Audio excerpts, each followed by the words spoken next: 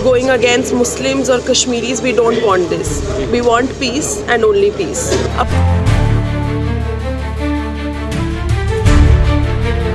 ये हमारी बेटी हिमांशी का एक पैगाम देती है। हमारे देश में बसने वाले जो लोग हिंदू मुस्लिम का जहर फैला रहे हैं, वो कहती है कि मैंने अपने पति को खोया, मगर मैं नहीं चाहती कि मुसलमान और कश्मीरियों के खिलाफ नफरत के मजारे किए जाएं। दुश्मन मिले हजार, बीवी ना मिले हिमांशी नरवाल। ये शब्द आजाद भारत की एक महिला के हैं जो उस नारी के लिए बोले गए हैं जिसने शादी के महज 6 दिन बाद ही अपने पति नौसेना के लेफ्टिनेंट विनय नरवाल को खो दिया। ये वही हिमांशी नरवाल है जिसके सामने आतंकियों ने उसके सुहाग को छीन लिया, जिसके आंसुओं को देखकर की देश की आंखें नम होनी चाहिए थी, उसे सहानुभूति के बजाय गालियां और ताने मिल रहे हैं। लानत है उन लोगों पर जो दिन रात हिंदू मुसलमान के चक्कर में इतना उलझ गए कि उनकी मानवता ही मर गई। 22 अप्रैल को जम्मू कश्मीर के पहलगाम में हुए आतंकी हमले ने पूरे देश को झकझोर दिया। इस हमले में 26 लोग मारे गए, जिनमें लेफ्टिनेंट विनय नरवाल भी शामिल थे। विनय और हिमांशी जो 16 अप्रैल को शादी के पवित्र बंधन में बंधे थे, अपने हनीमून के लिए पहलगाम के बायसरन मिडोज में पहुंचे थे, लेकिन आतंकियों ने उनकी खुशियों पर काला साया डाल दिया। आतंकियों ने विनय से उनका धर्म पूछा और फिर गोली मार दी। इस हादसे में न केवल हिमांशी का जीवन उजाड़ दिया, बल्कि देश में एक बार फिर से सांप्रदायिक तनाव को हवा दे दी। लेकिन हिमांशी ने अपने दुख को देश की एकता के लिए बलिदान कर दिया। अपने पहले ही सार्वजनिक बयान में उन्होंने देशवासियों से अपील की कि जिन लोगों ने मेरे पति की हत्या की है उन्हें सजा तो मिलनी चाहिए, लेकिन इसकी वजह से मुस्लिमों और कश्मीरियों को निशाना नहीं बनाया जाना चाहिए। मैं देख रही हूं कि मुस्लिमों और कश्मीरियों के खिलाफ लगातार देश में नफरत बढ़ रही है। हम ऐसा नहीं चाहते, हम सिर्फ चाहते हैं शांति। उनकी ये अपील न केवल उदारता यानी कि उनके काइंडनेस को दिखाती है, बल्कि एक ऐसी ताकत को भी दिखाती है, एक ऐसी महिलाओं के ताकत को दिखाती है, क्योंकि महिलाएं बहुत सहनशील होती हैं, जो अपने इतने बड़े दुख में भी, जिनका पति इस हादसे में मर गया, उस दुख के बावजूद वो क्या बातें कर रही हैं? वो ये बातें कर रही हैं कि हमारे देश की अखंडता टूटे ना, हमारा देश टूटे ना, हिंदू मुस्लिम के नाम पर लड़ाई ना हो।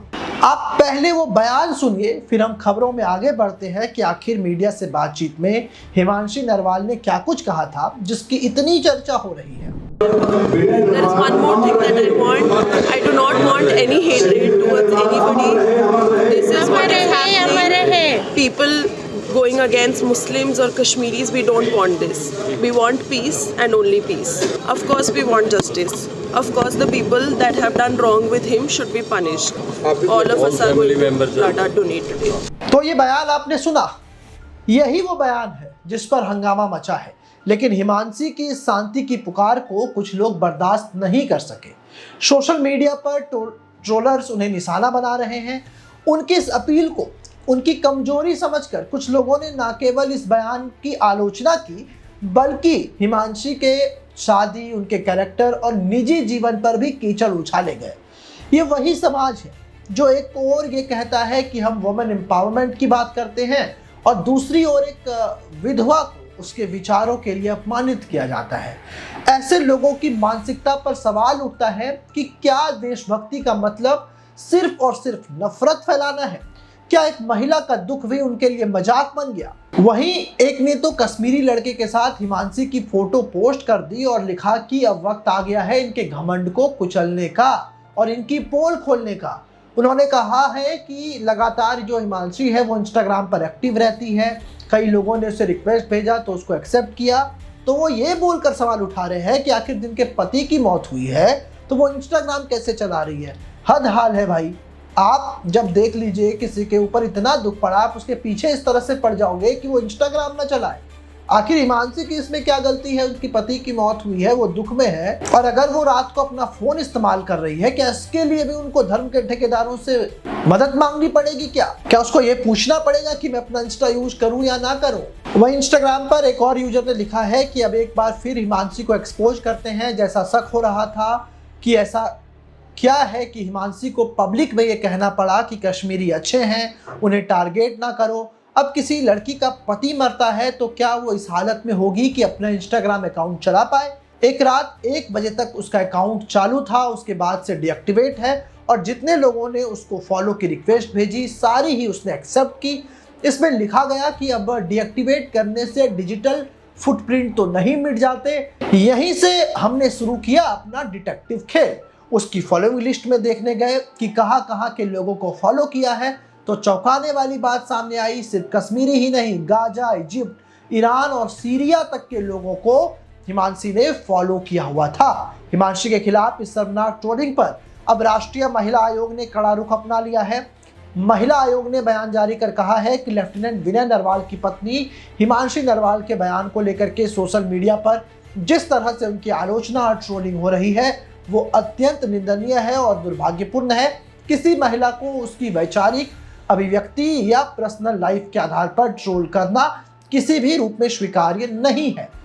महिला आयोग की अध्यक्ष विजया राहटकर ने सोशल मीडिया पर पोस्ट करते हुए लिखा है कि हिमांशी के विचारों से कुछ लोग सहमत ना हो, लेकिन उनकी आलोचना संवैधानिक सीमाओं और शालीनताओं के दायरे में रहनी चाहिए। यह देश आतंकी हमले से आहत और गुस्से में है, लेकिन इसका मतलब ये नहीं है कि एक महिला को निशाना बनाए।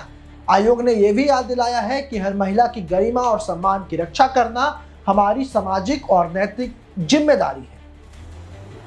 वहीं हिमांशी की इस अपील को जहां कुछ लोगों ने ट्रोल किया तो वहीं कुछ लोगों ने उनके साहस और उदारता की सराहना की है। AIMIM प्रमुख असदुद्दीन ओवैसी ने हिमांशी के बयान की तारीफ करते हुए सरकार से अपील की कि वो उनकी बातों को याद रखें। उन्होंने आगे कहा कि आतंकियों ने हिमांशी की जिंदगी तबाह कर दी, फिर भी उन्होंने अपने दुख में देश के लिए एकता की बात की। इसके अलावा शिवसेना की सांसद प्रियंका चतुर्वेदी ने भी ट्रोलर्स की निंदा की और सरकार से इस मामले में कार्रवाई की मांग की।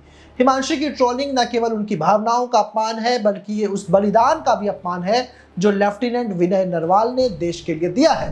ट्रोलर्स को यह समझना होगा कि देशभक्ति का मतलब नफरत फैलाना नहीं, बल्कि देश को जोड़ना है। जो लोग सोशल मीडिया पर बैठकर एक विधवा को गाली दे रहे हैं, उन्हें शर्मिंदगी महसूस करनी चाहिए।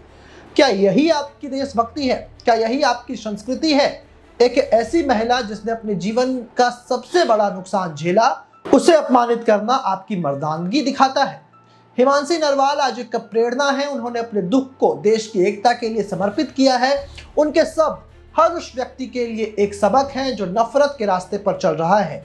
हमें चाहिए कि हम उनकी अपील का सम्मान करें और आतंक के खिलाफ लड़ें, ना कि अपने ही लोगों के खिलाफ। हिमांशी नरवाल की कहानी हमें याद दिलाती है कि सच्ची देशभक्ति नफरत में नहीं, बल्कि एकता और शांति में है।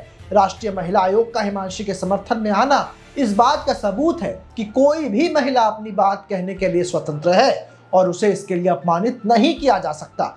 ट्रोलर्स को यह समझना होगा कि उनकी गालियां न केवल हिमांशी को बल्कि पूरे देश की भावनाओं को ठेस पहुंचाती हैं। लेकिन खैर, लोगों के मन में जो जहर भरा जा रहा है उस पर ज्यादा कुछ कहा नहीं जा सकता, क्योंकि सरकार के डिजिटल स्ट्राइक का डर तो सभी को है। ऐसे ही तमाम खबरों के लिए आप हमारे YouTube चैनल को सब्सक्राइब करें। साथ ही आप चाहते हैं कि सबसे पहले ये खबर का नोटिफिकेशन आपको मिले तो बेल आइकन को दबाना ना भूलें। इसी के साथ हमारी टीम आपके लिए लेकर के आई है एक जबरदस्त मौका, एक गिफ्ट जीतने का। आप इस वीडियो को 15 ग्रुपों में शेयर कर दिए गए नंबर पर अपना स्क्रीनशॉट भेजें, जिसके बाद हमारी टीम आपको देगी एक शानदार गिफ्ट वाउचर।